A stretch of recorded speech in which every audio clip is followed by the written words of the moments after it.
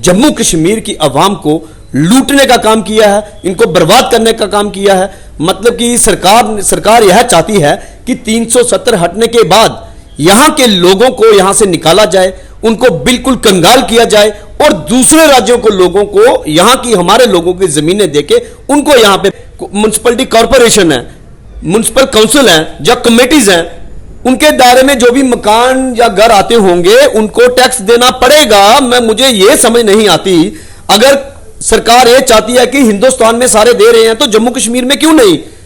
मैं सरकार से पूछना चाहता हूं कि जम्मू कश्मीर के बाहर आप देखिए कि रोजगार के साधन भी हैं, लोगों के पास पैसा भी है, व्यापार भी है। जम्मू कश्मीर हमारा बुरी हालत में लाके खड़ा कर दिया है। ना ही तो यहां पे रोजगार है, लोगों की जमीनें छीनी जा रही हैं, लोगों की नौकरियां छीनी जा रही हैं। जो हमारे कश्मीरी पंडित तो बेचारे 8 महीने से वहां बैठे हैं धरने पे जम्मू में, उनकी हालत देखिए। पीडीडी, पीएचई डेली वेजेस की बात करिए, एनवाईसी की बात करिए, रेवरे खेल की बात कीजिए। अगर इतना ही सब कुछ ठीक है तो लोग सड़कों पे लाठियां क्यों खा रहे हैं?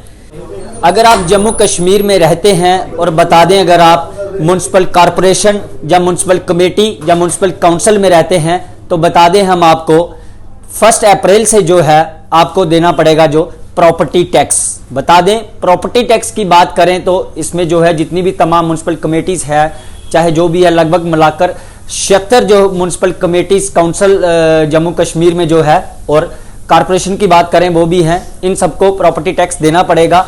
इसमें जो है आपकी जो रेजिडेंटल प्रॉपर्टी है, जो नॉन रेजिडेंटल है, कमर्शियल है, उस सब के लिए आपको सरकार को अब टैक्स देना पड़ेगा। जहां पर बता दें हम आपको कि जम्मू कश्मीर को छोड़कर पहले हर जगह पर प्रॉपर्टी टैक्स लगता था, लेकिन जब से 370 टूटा है उसके बाद जो है अब 1 अप्रैल से जम्मू कश्मीर में भी ये प्रॉपर्टी टैक्स देना पड़ेगा। इसी पर हम बात करेंगे। सुमित मगोत्रा जी हमारे साथ मौजूद हैं, कांग्रेस के सीनियर लीडर हैं उधमपुर से, इनसे बात करेंगे। सर, सबसे पहले अर्ली टाइम में आपका स्वागत है, क्या कहेंगे इसके ऊपर?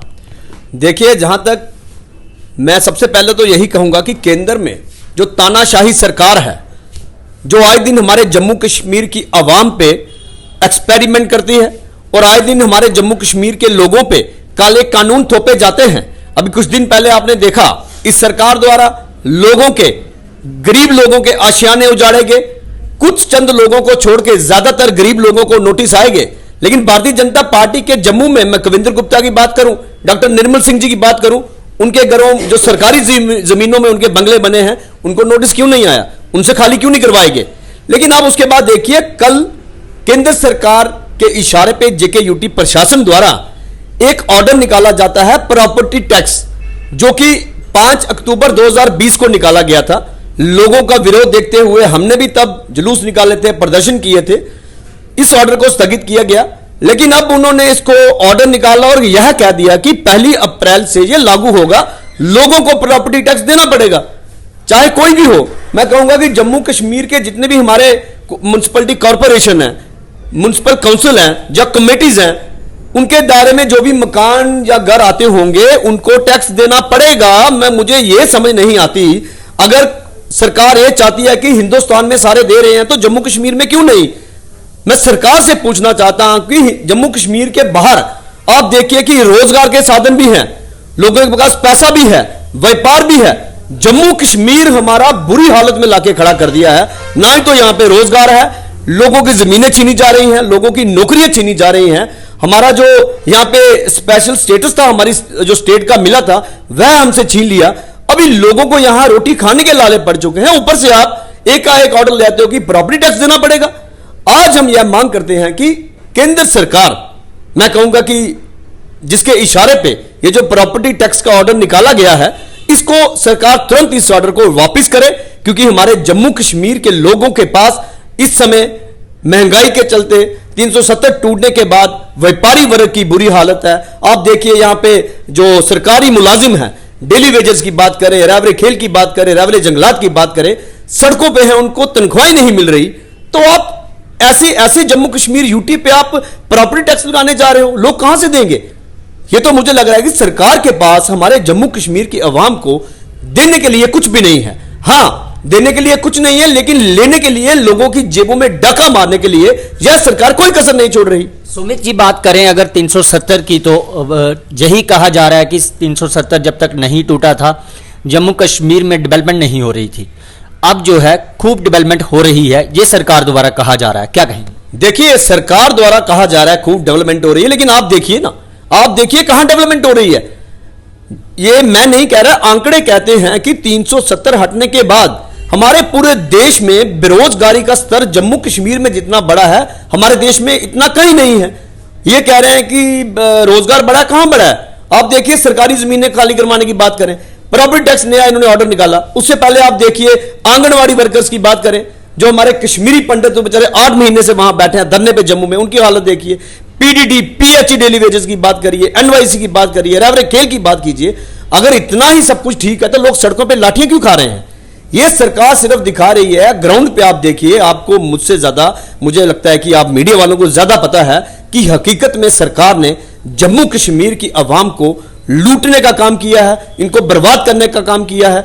मतलब कि सरकार यह चाहती है कि 370 हटने के बाद यहां के लोगों को यहां से निकाला जाए, उनको बिल्कुल कंगाल किया जाए और दूसरे राज्यों को लोगों को यहां की हमारे लोगों की जमीनें देके उनको यहां पे बसाने का जो मंसूबा सरकार देख रही है, हम उस मंसूबे को कामयाब नहीं होने देंगे। जब ये ड्यूटी बनाई गई, 370 तोड़ा गया, उसके बाद तमाम जो कानून जो है धीरे धीरे लोगों पर लगाए जा रहे हैं।